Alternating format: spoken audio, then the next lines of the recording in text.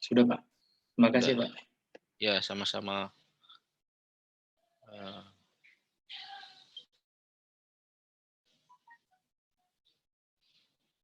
Baik, kita kembali ke RPS. Sudah nampak ya RPS-nya ya. Nah, ini ya. Sudah nampak ya, Saudara ya, RPS-nya ya? Sudah, Pak. Sudah, Pak. Baik. Jadi akuntansi pemerintah daerah ini mata kuliah MKB ya, kelompok MKB, mata kuliah keahlian berkarya. Jadi konsekuensinya tidak boleh ada nilai D di mata kuliah MKB ini ya. Ya kalau nilai D akibatnya ya ini ya bisa DO gitu ya. Makanya nggak boleh nilai D itu maksudnya ya gitu. Dan jumlah SKS-nya juga 3 ya. Jadi ini apa namanya perlu diberikan perhatian yang ini gitu ya, yang khusus karena tidak boleh nilai D dan SKS-nya 3 gitu ya. Saya kebetulan untuk mata kuliah ini sebagai dosen koordinator ya. Gitu. Karena terus terang aja mata kuliah akuntansi pemerintah daerah ini saya sendiri nih yang memasukkan ke kurikulum D3 Kebenaran Negara ketika saya menjadi ketua prodi ya. Jadi Pak Muhammad Heru Ahmadi ini kan ketua prodi yang sekarang. Nah, beliau ini yang meneruskan saya kan gitu ya. Yang pertama, ketua prodi pertama kebetulan saya gitu. Setelah 4 tahun udah saya pingin apa namanya nyoba di tugas yang lain sehingga saya tidak mencalonkan lagi untuk ketua prodi D3 Kebenaran yang berikutnya. Karena dulu itu kan pemilihan ya, bukan ditunjuk oleh direktur. Kalau ditunjuk oleh direktur sih ya tentunya kalau misalnya saya ditunjuk lagi ya kan tidak bisa menolak ya, menolak perintah dari atasan. Cuma yang kemarin itu kan dipilih oleh dosen setelah yang bersangkutan ini mendaftarkan untuk pemilihan ketua prodi. Ya, itu sedikit mengenai profil ketua prodi di KBN atau di PKN STAN pada umumnya ya seperti itu. Kenapa saya dulu memasukkan mata kuliah akuntansi Pemda ya karena saya mendapat informasi bahwa Dirjen Perbendaharaan itu kan instansi vertikalnya kan di seluruh Indonesia ya, tersebar di seluruh Indonesia dan diamanati oleh Bu Menteri untuk bisa membina Pemda gitu ya. Dari sisi pengelolaan keuangannya ya, termasuk pelaporan keuangan. Nah, kalau udah bicara pelaporan keuangan kan berarti bicara akuntansi juga gitu ya. Jadi bagaimana bisa membina kalau nggak paham akuntansi Pemda. Nah, saya berpikir saudara itu kan dulu sebagai calon-calon PNS yang akan ditempatkan di Dirjen Perben ya. Tapi rupanya kan kebijakannya dinamis ya, sehingga lulusan dari setiap prodi itu kalau misalnya lulusan pajak, lulusan D3 KBN itu nggak mesti yang pajak ditempatkan di DJP, yang Dirjen Perben nggak mesti yang D3 Kebenaran nggak mesti di Dirjen Perben ya, bisa di unit lain, apakah di lingkungan Kementerian Keuangan maupun di luar ya, sekarang kan seperti itu. Ya, apalagi isunya kan untuk yang terakhir ini ada kemungkinan juga diperluas gitu ya penempatannya. Kemudian prasyarat untuk mengikuti mata kuliah ini adalah sudah mengikuti mata kuliah pengantar pengelolaan keuangan daerah ya. Jadi di semester yang lalu saudara sudah mengambil mata kuliah pengelolaan keuangan daerah kan semester kemarin ya. Nah, kalau kalau semua sudah mendapatkan mata kuliah itu, Maka untuk bisa memahami akuntansi pemerintah daerah itu bisa lebih mudah lagi gitu ya. Kenapa? Karena yang namanya akuntansi pemerintahan itu kan udah pasti berhubungan erat dengan pelaksanaan anggaran ya, dengan pelaksanaan anggaran. Akuntansi ini kan mengakuntansikan transaksi pelaksanaan anggaran kan gitu ya. Nah, jadi kita harus tahu gitu strukturnya APBD itu seperti apa, isinya APBD itu ada pendapatan apa, ada belanja apa, ada pembiayaan apa. Nah, itu sudah dipelajari di semester yang lalu ya, di mata kuliah pengelolaan keuangan daerah ya, seperti itu. Nah, oleh karena itu, makanya laporan keuangan itu kalau di Undang-Undang 17 2003 ya, kan disebutnya sebagai apa namanya? Bentuk pertanggungjawaban dari pelaksanaan anggaran. Gitu. Karena memang akuntansi pemerintah itu kan mengakuntansikan atau mencatat ya transaksi dari pelaksanaan anggaran kan gitu. Utamanya kan itu ya. Jadi tidak heran kalau kemudian laporan keuangan itu istilahnya yang lain disebut juga sebagai laporan pertanggungjawaban pelaksanaan anggaran. Gitu. Ya. Oke, jadi capaian pembelajaran selama satu semester ini ya saudara bisa lihat di eh, kolom ini ya. Dimulai dari kita ingin memahami seperti apa kaitan pengelolaan keuangan daerah atau pengelolaan APBD dengan laporan keuangan, dengan sistem akuntansi, dengan standar akuntansi ya, dan seterusnya ya, sampai saudara bisa menyusun laporan keuangan pemerintah daerah yang merupakan laporan konsolidasian dari laporan keuangan SKPD dan PPKD ya, seperti itu. Jadi teknis sudah sampai nyusun laporan keuangan begitu ya. Oke,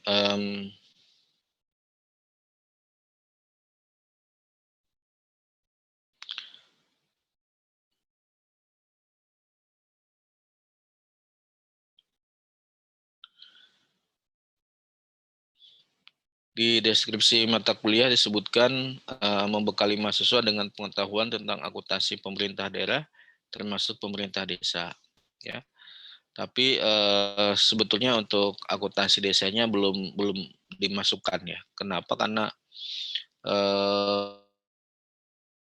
sebetulnya kalau di desa itu saudara tidak perlu pencatatan transaksi dengan double entry ya, dengan jurnal yang debit kredit ya. Jadi sifatnya masih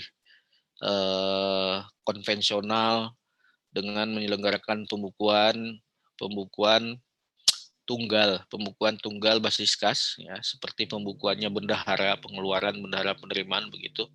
Ya tidak perlu jurnal debit kredit. Kenapa? Karena laporan keuangan pemerintah desa itu hanya berupa laporan realisasi anggaran saja yang berbasis kas. Ditambah catatan atas laporan keuangan ya. Jadi tidak diwajibkan untuk nyusun neraca ya. Laporan arus kas dan seterusnya itu enggak perlu. Ini sangat sederhana ya. Laporan realisasi anggaran dan eh, caleg aja untuk desa itu. Jadi dengan pembukuan bendahara yang basis kas gitu ya, single entry itu kan hanya mencatat sisi penerimaan atau sisi pengeluaran gitu. Jadi nggak harus dua-duanya, sisi penerimaan dicatat, sisi pengeluaran dicatat dalam waktu bersamaan, nggak begitu. Kalau double entry itu kan dalam waktu yang bersamaan mencatat minimal satu akun di sisi debit dan minimal satu akun di sisi kredit, ya kan? Setiap kali mencatat transaksi seperti itu, selalu ada yang di debit, selalu ada yang di kredit. Minimal satu transaksi di debit dan minimal satu minimal satu akun atau satu rekening yang kita catat di debit dan minimal satu rekening atau satu akun yang kita catat di sisi kredit, itulah double entry. Kalau single entry kan pilihannya atau ya dicatat di sisi penerimaan atau di sisi pengeluaran ya gitu. Dan basis kas, jadi yang dicatat hanya kas transaksi, kas masuk dan kas keluar Ya, tidak ada mencatat misalnya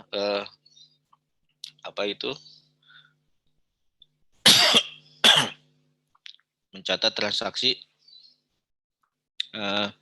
perolehan persediaan as tetap, pengakuan utang piutang, nggak ada ya dalam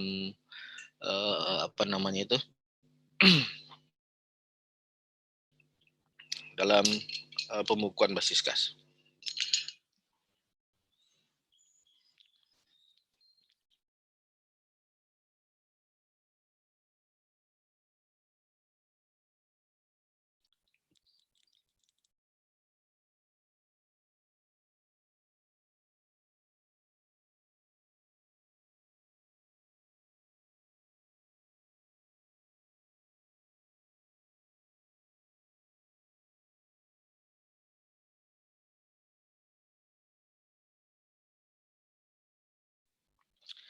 Baik, buku atau modul akuntansi Pemda berbasis akrual. Ini kebetulan sudah belum?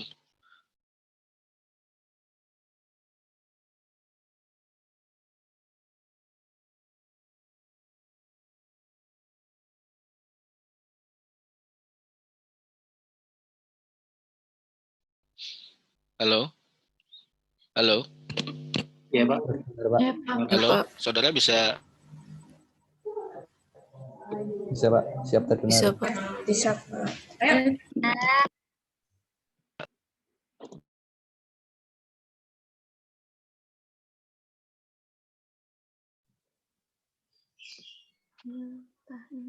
Hilang ya? Oh.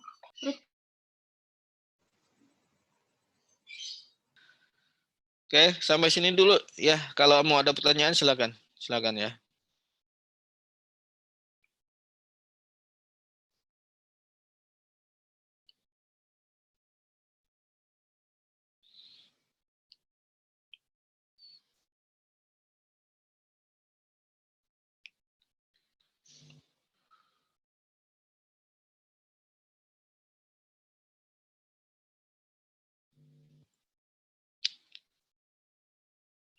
Ada pertanyaan enggak?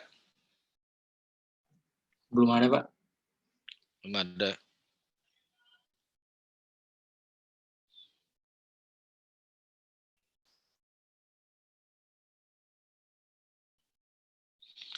Baiklah, kalau nggak ada saya lanjutkan dulu ya.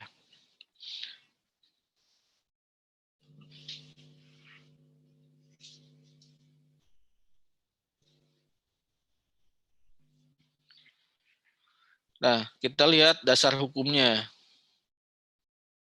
Untuk mengingatkan kembali, saudara,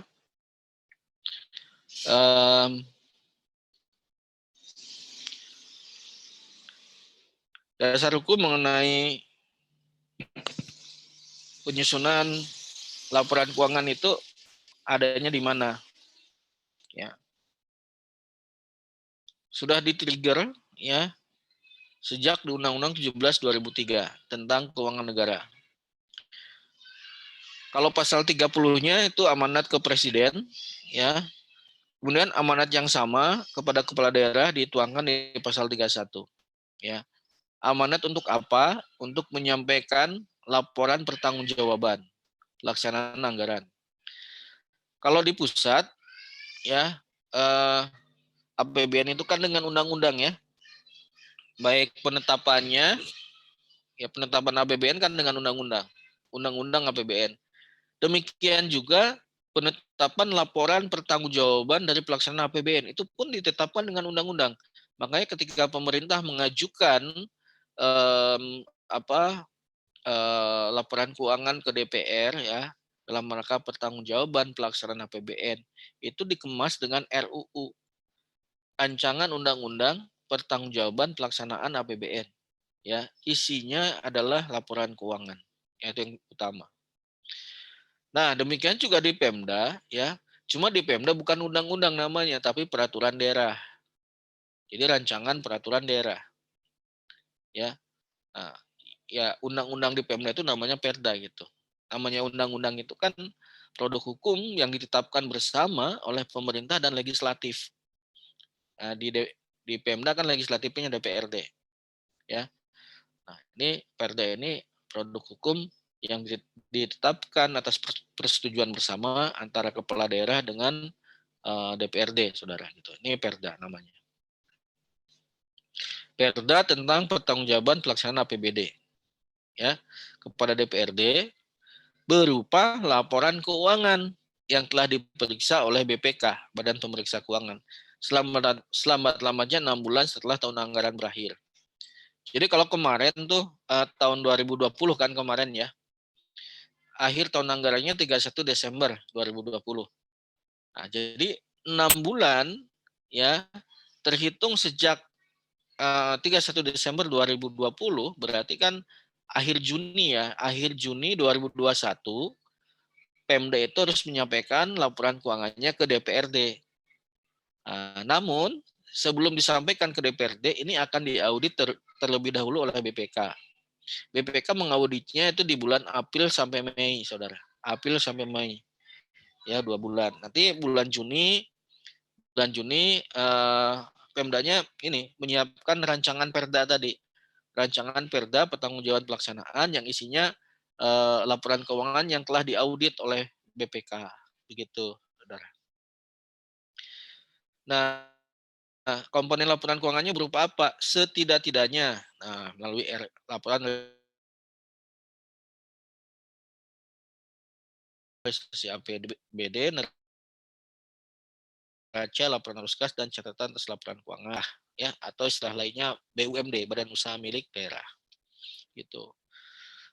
Loh, Pak, kok sekarang kita disuruh nyusun LO segala, laporan operasi, ya, disuruh juga nyusun laporan perubahan SAL, laporan perubahan ekuitas. Di pasal 31 ayat 2 nggak ada. Nah, kita harus cermat di sini disebutnya setidak-tidaknya, ya. Jadi bukan hanya yang 4 ini, setidak-tidaknya, gitu. Kemudian untuk nyusun laporan keuangan ini itu pedomannya apa? Nah, pedomannya di pasal 32 nih, ya, standar akuntansi pemerintahan. Siapa yang nyusun SAP? Adalah sebuah komite, ini ayat 2, sebuah komite standar yang independen dan ditetapkan dengan peraturan pemerintah. Ya. Standar akuntansinya ini maksudnya disusun oleh sebuah komite standar yang independen. Dan standar akuntansinya ini nanti ditetapkan dengan peraturan pemerintah. Makanya itu tadi ya, ada PP 71 2010. Nah, sampai saat ini saudara, pemerintah kita sudah menerbitkan 2 kali standar akuntansi pemerintahan. Ya, masih ingat ya. Yang pertama yaitu tahun 2005 ya, dengan PP 24 tahun 2005 kan, ya. SAP-nya masih berbasis kas menuju akrual. Ya kan? Kemudian karena amanatnya sebetulnya akrual penuh, kemudian yang SAP pertama ini akhirnya diganti dengan PP 71 2010 di lampiran 1 itu amanatnya SAP berbasis akrual. Gitu. Nah, SAP berbasis akrual itu sebetulnya sejak 2010 itu sudah berlaku sebetulnya. Cuma pemerintah ini secara umum belum siap, sehingga ada waktu toleransi, maksudnya waktu transisi gitu ya, sampai dengan 2014. Nah, secara praktisnya mulai wajib atau mulai diterapkannya oleh pemerintah itu secara efektifnya sebetulnya tahun 2015. Tapi kalau ada yang sudah siap 2011 ya silakan gitu, nggak ada masalah karena sudah berlaku tuh, begitu siap menerapkan SAP akrual silakan 2011 itu sudah bisa berjalan. Nah, akan tetapi paling lambat penerapannya 2015. Jadi ada waktu transisi bagi pemerintah untuk menyiapkan segala sesuatunya, yaitu untuk menyusun kebijakan akuntansi yang berbasis akrualnya, menyusun sistem akuntansi yang berbasis akrualnya, mengembangkan aplikasinya, uji cobanya, pelatihannya kan butuh waktu gitu ya untuk mempersiapkan semua itu. Nggak bisa mendadak aja tuh, nggak bisa. Karena dalam prakteknya, saudara, penyelenggaraan akuntansi itu mesti pakai aplikasi, saudara. Ya. Kalau enggak, wah bagaimana sulit itu mengkonsolidasikannya itu.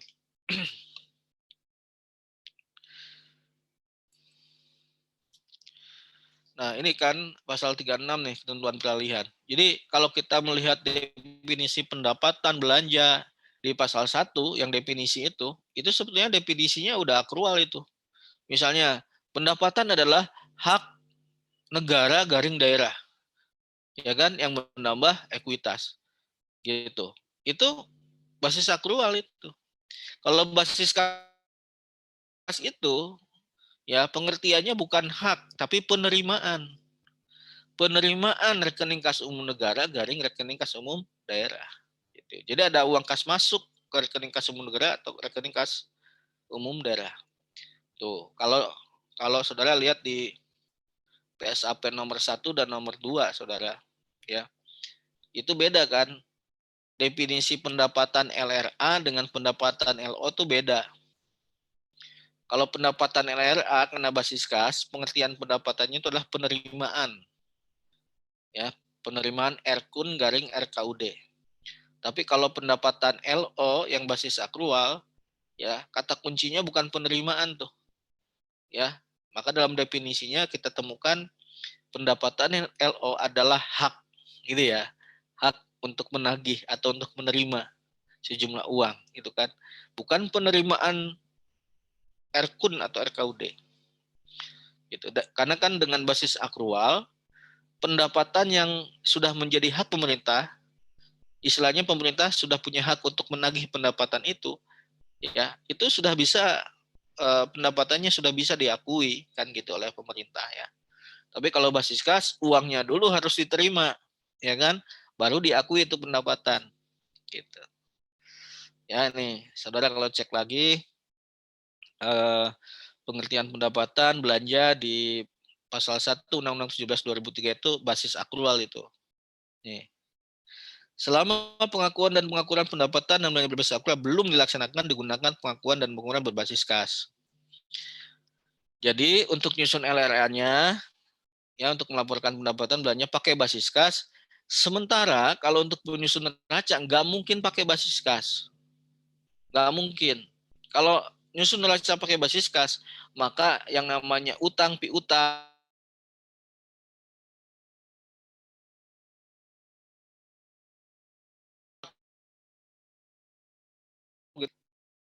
itu persediaan, aset tetap,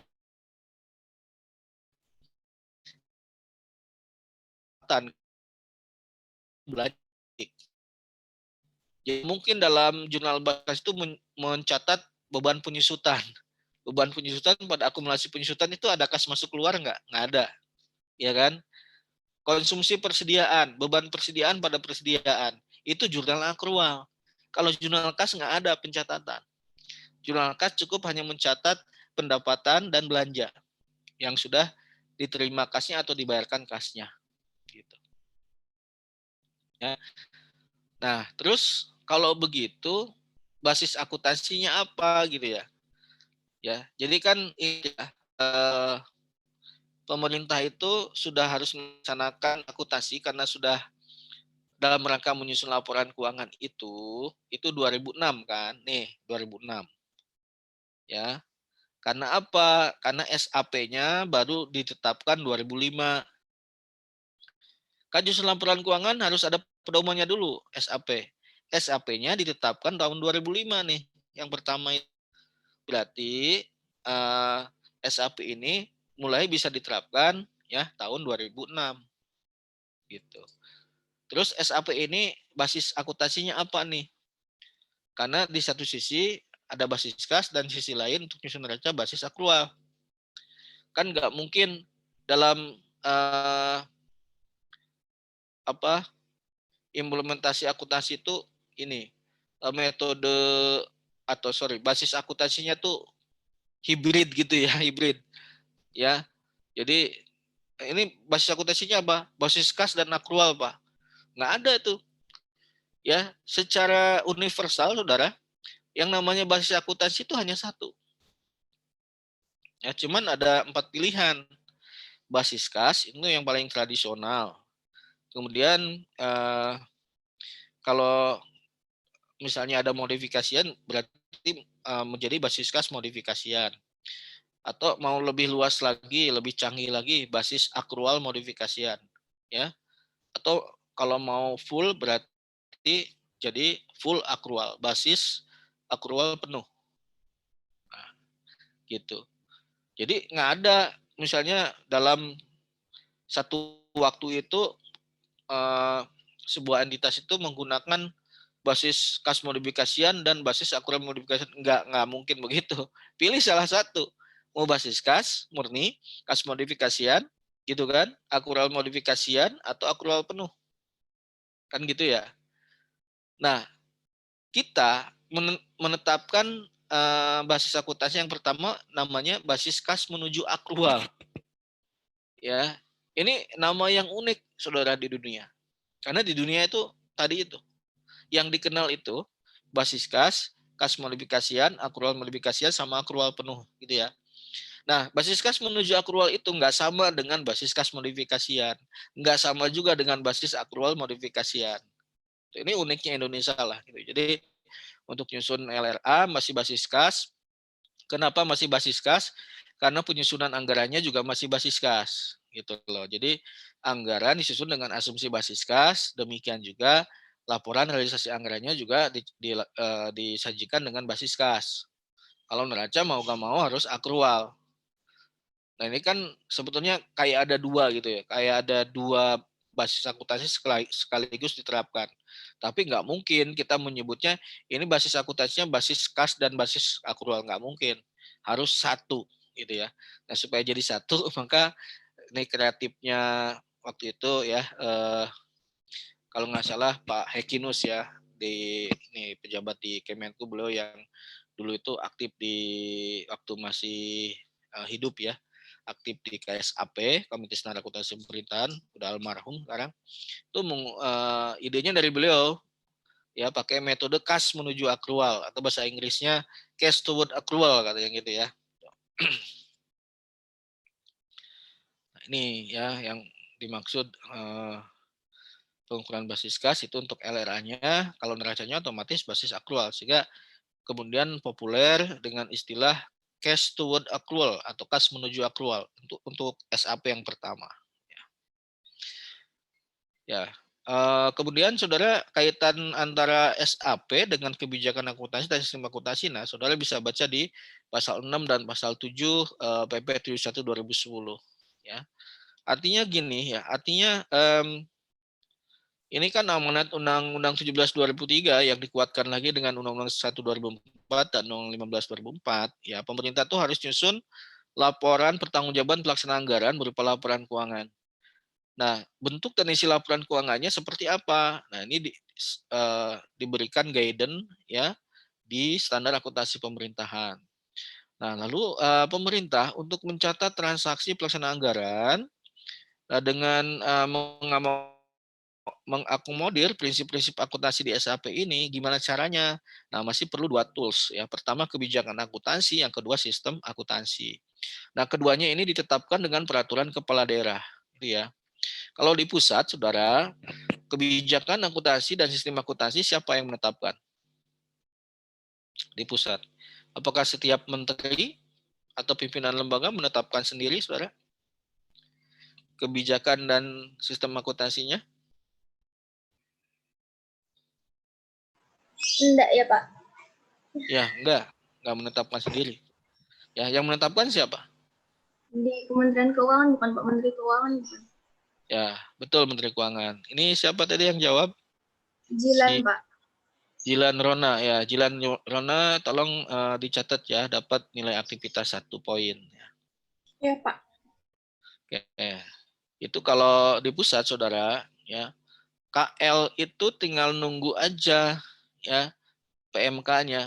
Nanti Menteri Keuangan yang menetapkan kebijakan akuntansi dan sistem akuntansi untuk semua KL berlaku ya secara seragam. Itu memang kewenangannya Menteri Keuangan kan, sebagaimana diamanatkan dalam Undang-Undang 1 tahun 2004 ya. Ini dalam hal ini Menteri Keuangan selaku bendahara umum negara ya, diberi kewenangan untuk itu. Nah, kalau di Pemda, saudara, kebijakan akuntansi dan sistem akuntansinya ditetapkan oleh kepala daerah masing-masing. Jadi setiap Pemda menetapkan sendiri-sendiri, tapi bukan berarti sesuai seleranya masing-masing secara bebas, enggak. Nah, kan ini ada pedomannya nih, ya. Nah, untuk memudahkan Pemda dalam menyusun dua tools ini, saudara, dan supaya tidak terlalu jauh beda variasinya antara satu Pemda dengan Pemda yang lain, maka Menteri Dalam Negeri selaku pembina Pemda ya menerbitkan ini Permendagri nomor 64 tahun 2013. Tadi di RPS sudah saya sebutkan kan. Ini tentang apa Permen 64 2013 nih? Tentang pedoman implementasi SAP bagi Pemda, SAP aktual bagi Pemda. Jadi Permendagri ini menjelaskan bagaimana contoh kebijakan akuntansi, ya, gimana cara nyusunnya, ya, bagaimana contoh sistem akuntansi, gimana cara nyusunnya, itu memberikan guidance bagi Pemda untuk itu. Waktu itu kebetulan alhamdulillah beberapa Pemda saya bantu juga tuh ya, nyusun kebijakan akuntansi dan sistem akuntansi.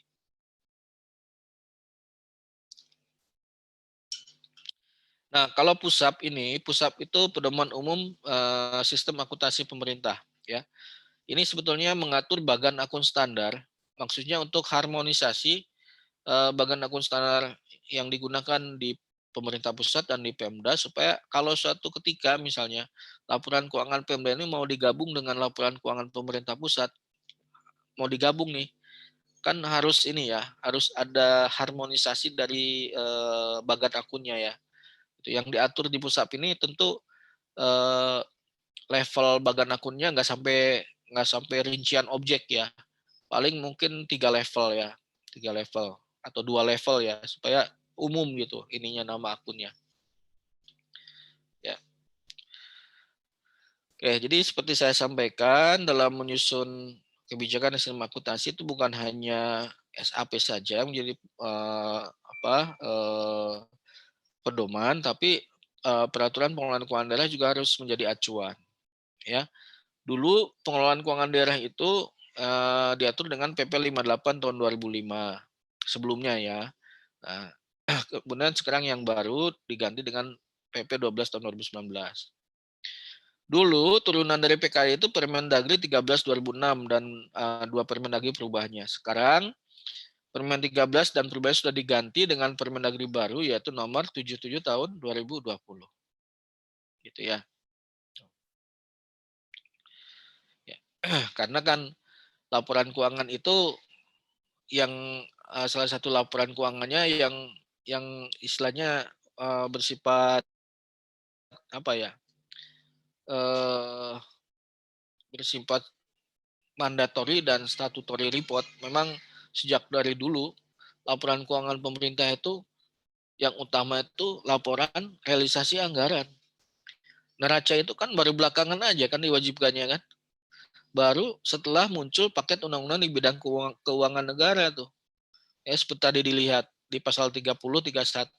Baru di situ tuh munculnya kewajiban pemerintah menyusun neraca itu. Sebelumnya nggak ada. Ya, terus sebelumnya bagaimana kalau untuk melaporkan misalnya posisi aset? Ya secara terpisah aja. Jadi lampiran aja itu. Jadi ada daftar aset, kalau ada utang daftar utang, ya jadi bukan laporan yang utama, tapi lampiran, palingnya lampiran. Nah, tapi sekarang menjadi laporan utama tuh neraca itu.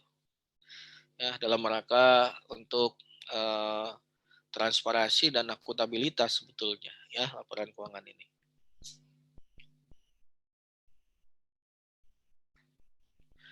Nah, sehingga karena mengakuntansikan pelaksanaan anggarannya, aturan yang diatur dalam kebijakan akuntansi itu tuh harus selaras dengan aturan dari pelaksanaan anggaran kan gitu. Jadi nggak terlepas dengan ini. Nah, dulu saya masih ingat tuh ya. Jadi saya ini sebelum dosen Widya Suara dulu, saudara ya. Waktu saya masih Widya Suara itu saya ngajak rekan Widya Suara yang lebih senior untuk nyusun buku akuntansi pemerintah daerah. Ya. Terus sudah sejak dulu tuh, saudara. Saya nyusun.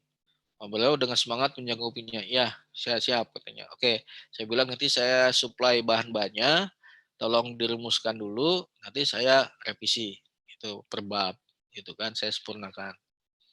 Setelah itu kira-kira sebulan atau 2 bulan ya, belum ngomong lagi ke saya, belum laporan udah sampai mana progresnya gitu. Udah saya diamin aja karena kan senior ya, nggak enak saya menanyakan. Saya pikir biar aja lah beliau yang ngomong aja sendiri gitu.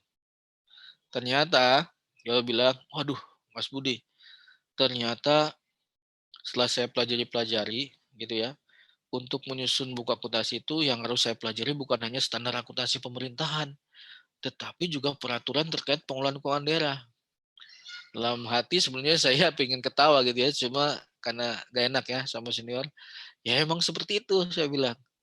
Gitu, karena ini terkait dengan pengelolaan anggaran akuntansi pemerintah itu. Jadi kita juga harus memahami seperti paling tidak seperti apa tuh isinya APBD itu seperti apa gitu kan. Gitu. Karena dari situlah bertolaknya itu akuntansi itu ya, dari pelaksanaan anggaran dicatat ya kan. Kemudian nanti menghasilkan laporan realisasi anggaran dan implikasinya dari pelaksanaan anggaran itu kemudian juga harus kita sajikan neraca ya, posisi asetnya, kewajibannya, akibat dari pelaksanaan anggaran itu seperti apa. Seperti itu ya. Itu ya. Nah, makanya kan saya menyarankan untuk mempelajari mata kuliah ini ya terlebih dahulu pelajari pengelolaan keuangan daerah.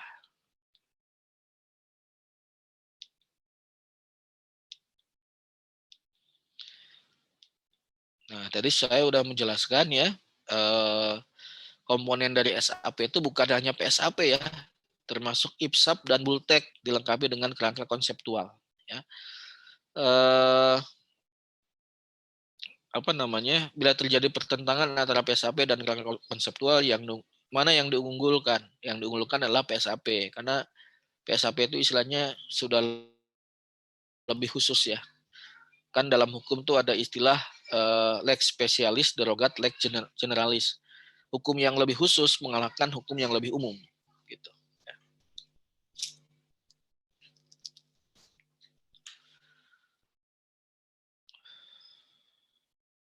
Ya. Oke, silakan ini ya. Sebetulnya pengertiannya ya kalau saudara udah belajar Akpem pasti kan nama dosennya dulu dijelasin. Pengertian SAP itu apa? Apa bedanya dengan kebijakan akuntansi? Apa bedanya juga dengan sistem akuntansi gitu ya.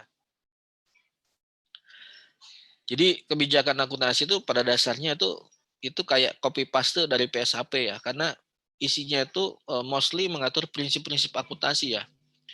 Jadi mulai dari definisi, klasifikasi, prinsip pengakuan, pengukuran, pelaporan, pengungkapan. Itu aja yang diatur. Ya, itu cuma di kebijakan akuntansi itu mengaturnya lebih spesifik, saudara. Kalau di PSAP kan belum sampai dalam beberapa hal tertentu kan belum spesifik, saudara. Misalnya dalam menentukan metode penyusutan itu yang mana yang mau dipakai. Ya di PSAP hanya diberikan pilihan aja, ada 3 pilihan metode nih, mana yang mau dipilih gitu ya, silakan. Kalau misalnya memilih metode garis lurus, berarti kan harus menetapkan masa manfaat aset yang mau disusutkan. Nah di PSAP kan belum mengatur gedung itu masa manfaatnya berapa sih, ya kendaraan, komputer itu masa manfaatnya berapa sih, masa hal seperti itu diatur di dalam SAP? Gak mungkin. Itu diaturnya di dalam kebijakan akuntansi atau sistem akuntansi yang ditetapkan oleh pemerintah sendiri. Kalau di pusat ditetapkan dengan PMK, kalau di Pemda ditetapkan dengan peraturan kepala daerah gitu. Ya. Kalau SAP itu nasional kan, berlakunya nasional sehingga ditetapkannya dengan PP, peraturan pemerintah. Makanya di sini di pengertian kebijakan akuntansi ada kata-kata praktek prinsip dasar konvensi praktek spesifik gitu. Jadi kalau muncul dalam soal teori pilihan ganda, ya kata kuncinya kalau ada kata spesifik itu jangan SAP pilihannya, tapi pilihannya kebijakan akuntansi. Gitu. Kalau sistem akuntansi itu rangkaian sistematik, itu kata kuncinya, dari prosedur penyelenggara peralatan elemen untuk mewujudkan fungsi akuntansi. Jadi kalau misalnya saudara mau bikin jurnal nih untuk transaksi, pakai nama akun apa ya? Kan pasti bertanya begitu. Jurnal standarnya gimana? Yang didebet apa? Yang dikredit apa? Nah, itu yang diatur dalam sistem akuntansi, saudara. Gitu. Jadi mulai dari bagan akunnya distandarkan, ini yang mau dipakai oleh Pemda ini ya harus seragam. Bagan akunnya seperti apa, maka disebut bagan akun standar. Jurnalnya untuk setiap transaksi yang sama atau serupa itu kan mesti sama. SKPD-A, SKPD-B, SKPD-C kalau mencatat belanja gaji kan jurnalnya mestinya sama ya. Jurnalnya sama, bukti transaksinya sama. Gitu. Terus bagaimana prosedurnya? Mulai dari pengajuan SPP, SPM sampai keluar SP2D hingga akhirnya mencatat jurnal gaji. Nah, itu namanya prosedur akuntansi. Di situ ada bukti transaksi apa yang digunakan hingga akhirnya jurnal standar yang dibuatnya seperti apa, debitnya apa, kreditnya apa. Nah, itulah semua diatur dalam sistem akuntansi. Gitu. Saudara, semester ini kan sedang KTTA ya. Nah, ada nggak yang meneliti akuntansi Pemda? Ya, itu kan mestinya saudara harus menggunakan peraturan kepala daerah di Pemda yang jadi objek penelitian saudara. Ya, saudara bisa kalau Pemdanya yang sudah bagus ya, IGAP-nya, e-government-nya itu mestinya sudah di-upload semua tuh. Ya, jadi kita kalau mencari di internet seharusnya sudah bisa. Misalnya kalau misalnya coba aja misalnya saudara yang Surabaya ada ya peraturan wali kota Surabaya tentang kebijakan akuntansi. Ya, googling aja pasti keluar nanti. Peraturan wali kota Surabaya tentang sistem akuntansi pemerintah kota Surabaya.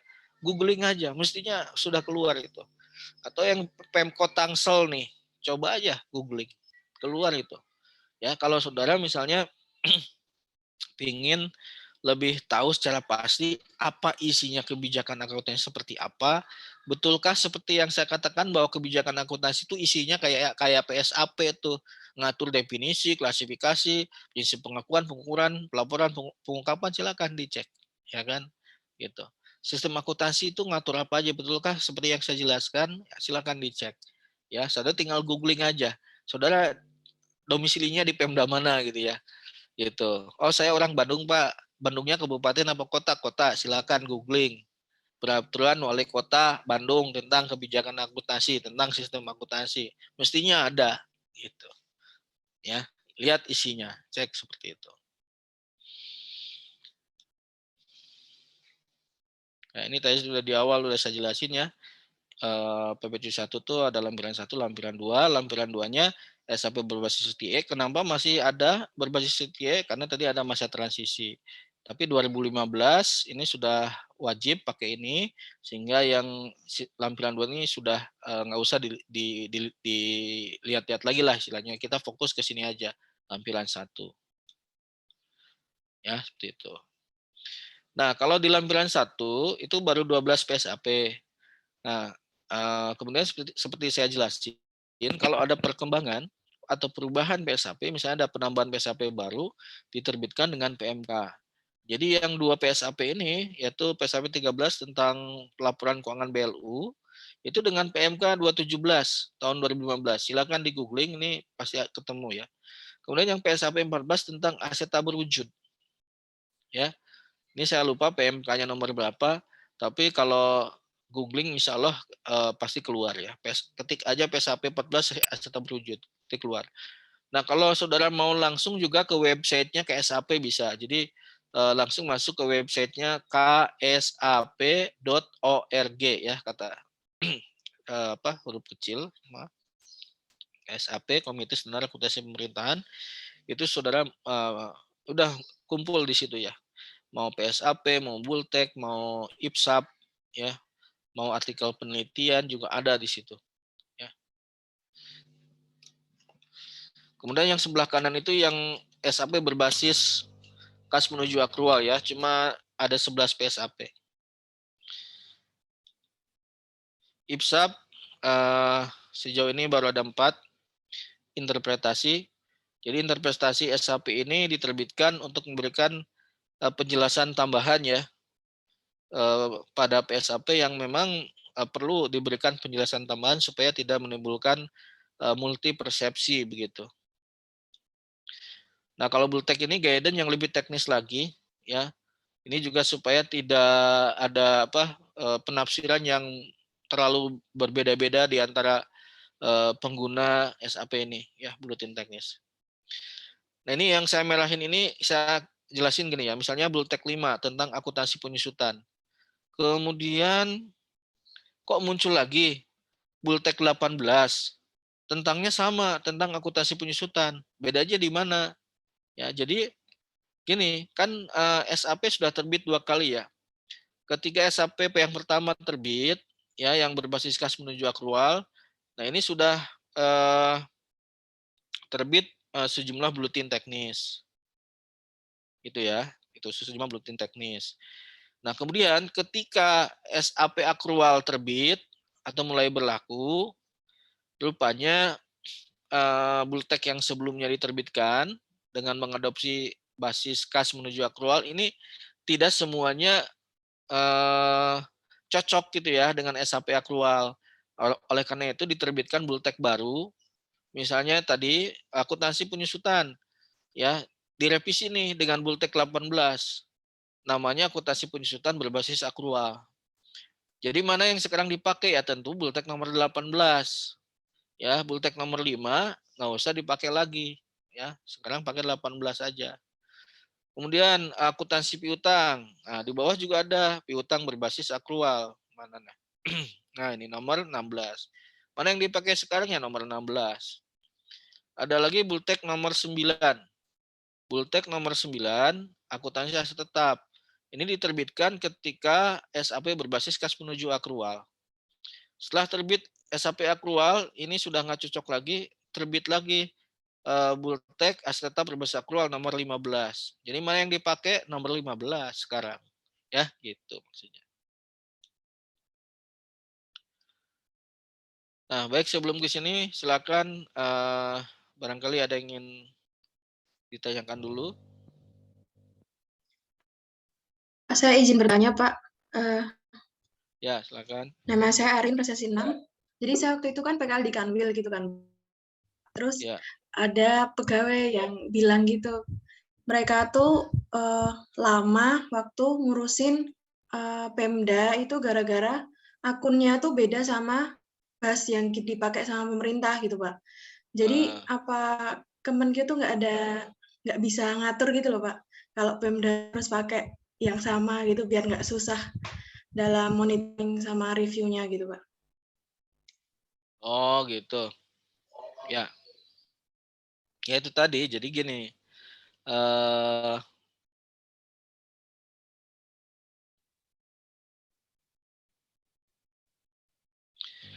Jadi kalau dalam rangka pelaporan dan pertanggungjawaban dana dekon atau tugas pembantuan, PMD itu menggunakan sistem akuntansi pemerintah pusat. Jadi nama-nama akunnya segala macam, format laporannya segala macam itu mengikuti sistem akuntansi yang ditetapkan oleh pemerintah pusat, dalam hal ini Menteri Keuangan ya.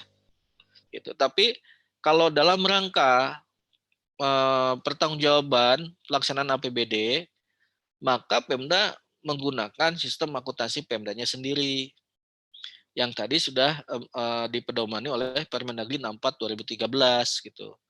Karena yang membina kementerian yang membina langsung Pemda kan itu kan Menteri Dalam Negeri. Jadi Menteri Dalam Negeri gitu dalam hal ini yang berwenang menerbitkan peraturan-peraturan Menteri Dalam Negeri ya untuk mengguidance Pemda dalam menyusun berbagai peraturan mulai dari pengelolaan keuangan sampai akuntansi dan pelaporan keuangan. Nah, oleh karena itu makanya kan memang kenapa kemudian ini saya masukkan nih dalam kurikulum D3 KBN waktu saya jadi Kaprodi, karena saya mendapat informasi seperti itu. Jadi nanti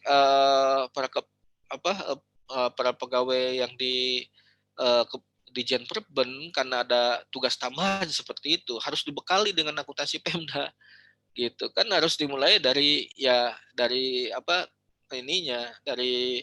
generasi penerusnya kan, mahasiswa ini yang jadi penerusnya gitu. Kalau yang udah senior ya gimana lagi, masa disuruh balik lagi ke kampus. Nah, itu harus belajar sendiri mau gak mau gitu. Nah, gitu.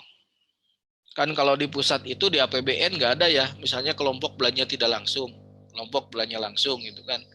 Kalau di Pemda selama ini ada kan, kelompok belanja tidak langsung apa, kelompok belanja langsung apa. Saudara udah tahu kan, karena udah belajar pengelolaan keuangan daerah.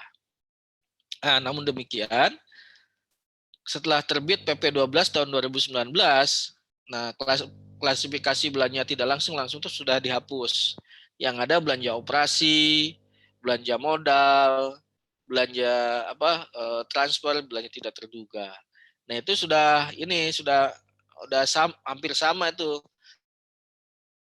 klasifikasinya dengan di pusat itu sekarang itu. Nah, jadi perbedaannya sudah hampir nggak ada lah ibaratnya gitu. Ya, jadi seperti itu saudara ya. Gitu. Terima kasih Pak. Ya, ini Arina ya.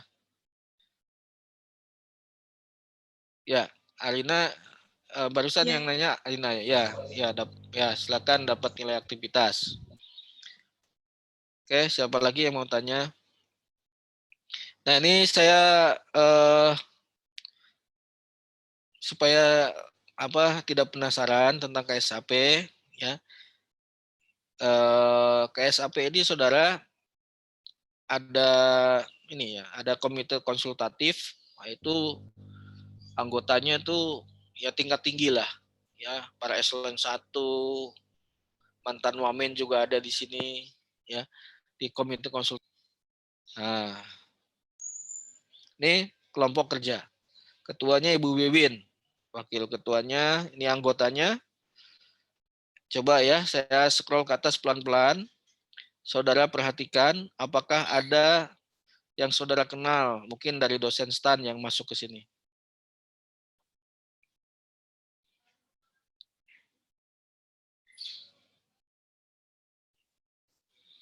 Ada yang saudara kenal?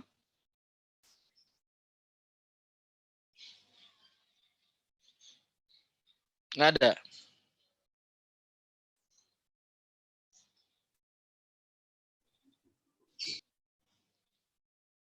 Ada?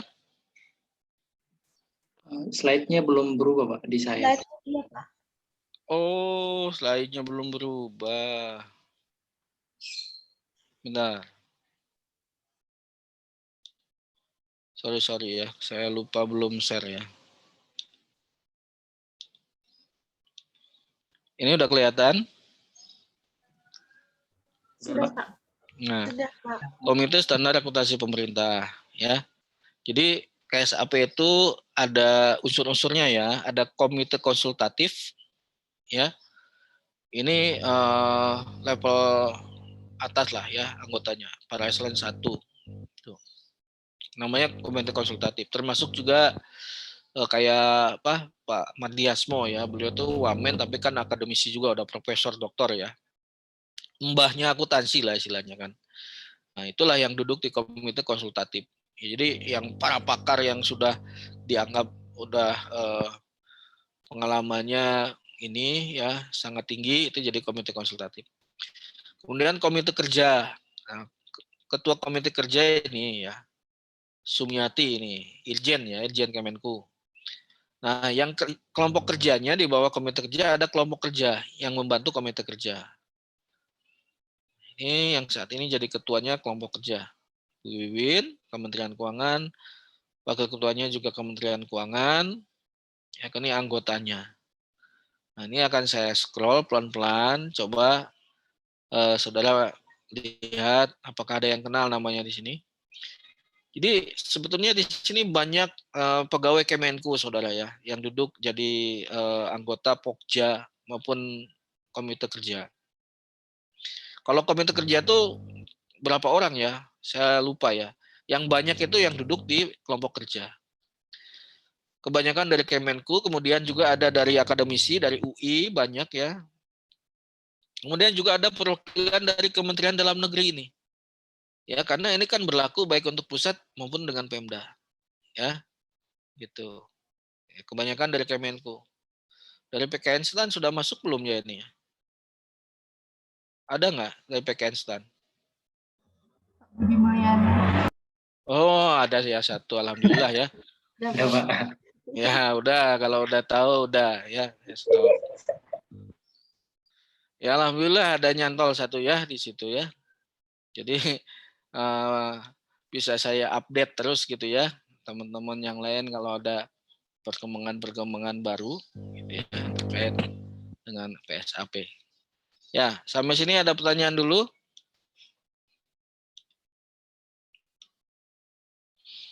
Kalau belum ada, saya lanjutkan ya. Jadi sampai mau masuk sini kan ya. Nah ini kan kalau nggak salah sudah saya jelasin juga ya di mata kuliah PKD ya. Kebetulan kan modul PKD juga saya yang bikin itu ya.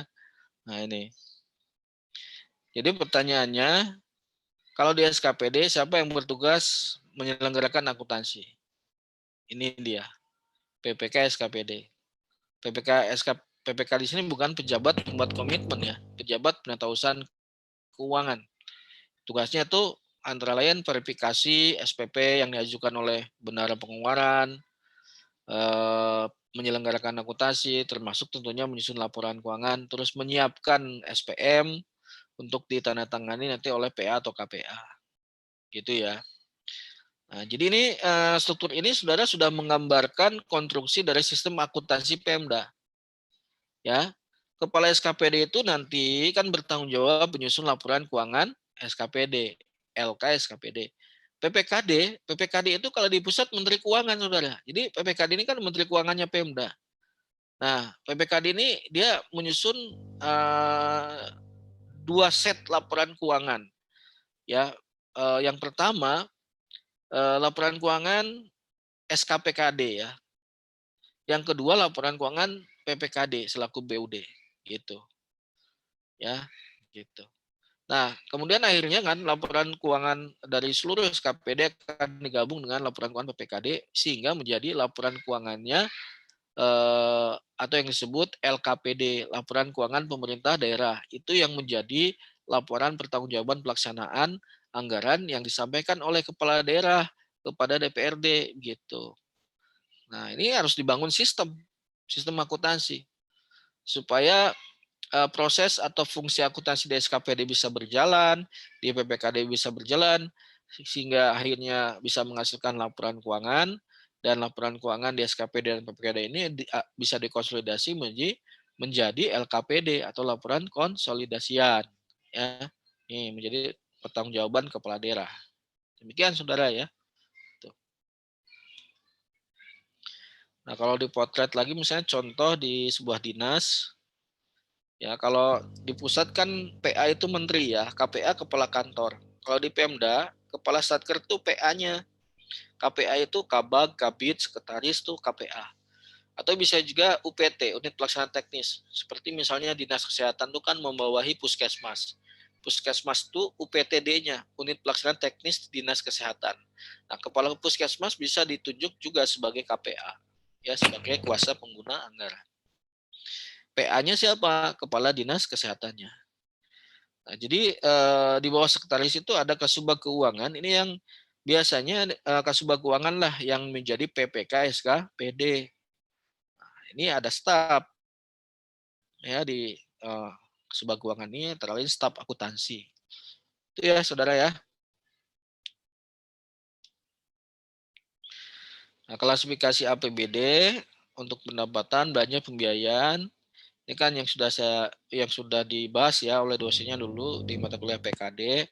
Ini membandingkan bagaimana perbedaan klasifikasi aturan baru dan aturan lama, ya, gitu. Ini ada perbedaan yang di tengah. Kalau yang dulu di tengah itu dana perimbangan, ya ada 3 unsur ya, gitu. Tapi sekarang yang tengah itu menjadi klasifikasi pendapatan transfer. Ruang lingkupnya tentu lebih luas dari dana perimbangan. Dana perimbangan merupakan bagian dari pendapatan transfer, ya, kemudian termasuk juga dana DID ya, dana insentif daerah, dana otsus, dana keistimewaan Jogja, dana desa masuk ke pendapatan transfer. Kalau dana desa kan akan terus transferkan, akan di forward gitu ya ke desa ya oleh kabupaten kota. Kemudian transfer antar daerah, misalnya pendapatan transfer berupa bagi hasil pajak gitu ya dari provinsi ke kabupaten kota. Jadi kabupaten kota ini kan dapat juga transfer dari provinsi, saudara, ya kan? Dari bagi hasil pajak kendaraan bermotor misalnya ya, atau termasuk kalau ada bantuan keuangan dari Pemprov seperti itu, gitu ya. Nah mungkin kalau di buku itu, saudara, kalau misalnya saya nyusun LRA, mungkin klasifikasinya masih seperti ini ya, masih seperti Permendagri itu.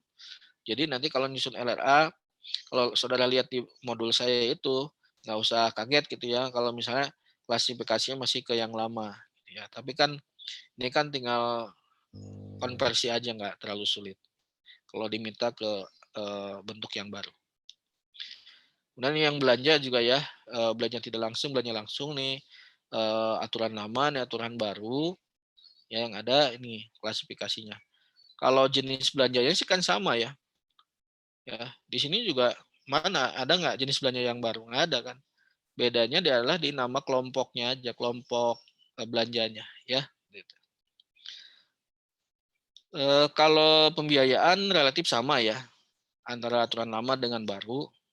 Paling ini kotak yang baru itu ini ada penerimaan pembiayaan lainnya sesuai peraturan perundang-undangan, pengeluaran pembiayaan lainnya sesuai peraturan perundang-undangan, yang lainnya sama. Tuh. Ya ini tadi yang saya jelasin. Ya, kemudian dari APBD tadi kalau dilihat ke anggaran pembagiannya, mana yang dialokasi di anggaran SKPD, mana yang di PPKD. Ya, kalau aturan lama kan seperti ini, saudara ya. Jadi tidak ada yang duplikat gitu. Misalnya kalau dana perimbangan dan lain-lain pendapatan daerah yang satu dianggarkannya hanya di PPKD, ya maka di SKPD nggak ada yang SKPD yang menganggarkan dana perimbangan, itu khusus di PPKD. Ya demikian juga lain-lain pendapatan daerah yang sah. Kalau yang di SKPD itu PAD, seperti pajak daerah, retribusi daerah, gitu ya, lain-lain PAD yang sah. Tetapi tidak semua PAD juga bisa di SKPD. Misalnya pendapatan investasi dari BUMD ya, itu sebetulnya harusnya di sini di PPKD. Dianggarkan di SKPD itu hanya belanja langsung, belanja langsung. Kemudian untuk belanja tidak langsungnya hanya belanja pegawai berupa gaji. Nah, sementara di PPKD semua belanja tidak langsung kecuali belanja pegawai itu dianggarkan di PPKD. Seperti belanja bunga, subsidi, bansos, hibah, ya belanja tak terduga, bagi hasil itu hanya dianggarkan di PPKD, saudara. Kemudian kalau untuk pembiayaan udah pasti tuh semuanya hanya di PPKD, seperti penarikan pinjaman, pembayaran pokok pinjaman, penyertaan modal, divestasi, itu nggak ada di SKPD itu. Itu PPKD semua itu, ya PPKD semua. Jadi sekali lagi PPKD ini kan kayak Menteri Keuangan gitu, ya. Coba saudara kalau di pusat, KL yang lain apa boleh menganggarkan belanja bunga, belanja hibah, belanja bagi hasil gitu ya. Terus apalagi pembiayaan ya, penarikan pinjaman. Ya kalau satker biasa nggak boleh kan, tapi kalau BLU, nah mungkin masih bisa ya. Investasi, penyertaan modal. Kalau satker biasa, KL lain nggak bisa. Kalau BLU bisa. Oke ya, ini slide yang pertemuan pertama, cuma sampai sini yang bisa saya jelasin. Jadi untuk tugasnya, saudara silakan lihat di bab 1 itu ya. Di akhir bab 1 ada pertanyaan review ya. Ini semua kelas yang saya ajar saya tugaskan untuk menjawab pertanyaan review itu, nanti di-upload di LMS. Nanti kan saya buka dulu ya tugasnya di LMS, nanti saudara bisa cek ya. Nanti sore atau besok udah bisa dicek itu kapan H-1 ya. Jadi kalau saudara kan tiap hari Kamis. Jadi paling lambat diupload ke LMS jawabannya itu hari Rabu ya. Hari Rabu yang akan datang. Itu sebelum jadwal kuliah pokoknya H-1 lah gitu ya. Oke, sudah screenshot ya tadi ya? Sudah Pak, sudah dikirim Sudah. Pak. Oke. Baik, silakan. Jadi di Zoom ini kalau misalnya pembahasan saya sudah selesai, tidak ada pertanyaan lagi untuk slide-nya. Nah, ini untuk Zoom-nya sudah bisa kita akhiri, tapi kuliahnya masih tetap tentunya ya, masih ada waktu, saudara bisa terus mengerjakan tugas yang tadi saya sampaikan ya. Dan untuk selama masih belum berakhir waktu kuliahnya, ini saya perkenankan kalau masih ada pertanyaan ya bisa lewat WA group juga gitu ya. Mungkin sebelum kita tutup Zoom-nya ya, bukan tutup kuliahnya, tutup Zoom-nya karena diteruskan dengan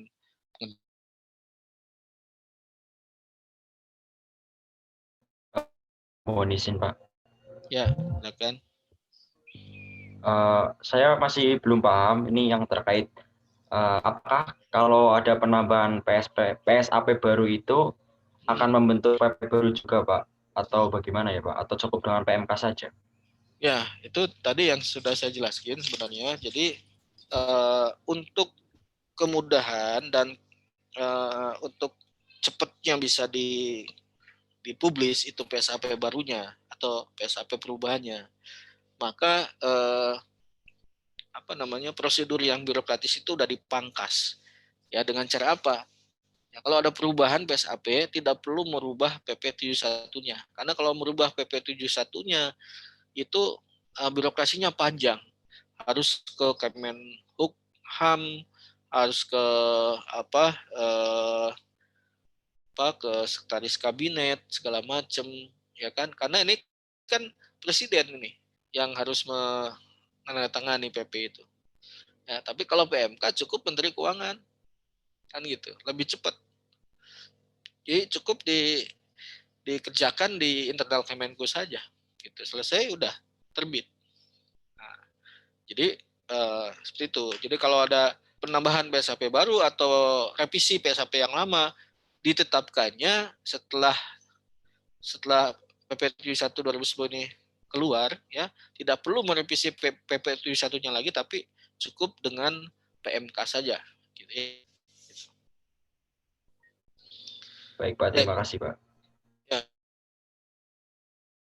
Ada lagi?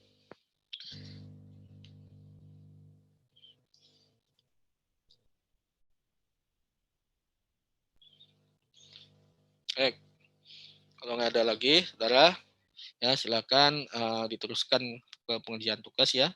Sementara untuk Zoom saya akhiri dulu sampai sini ya.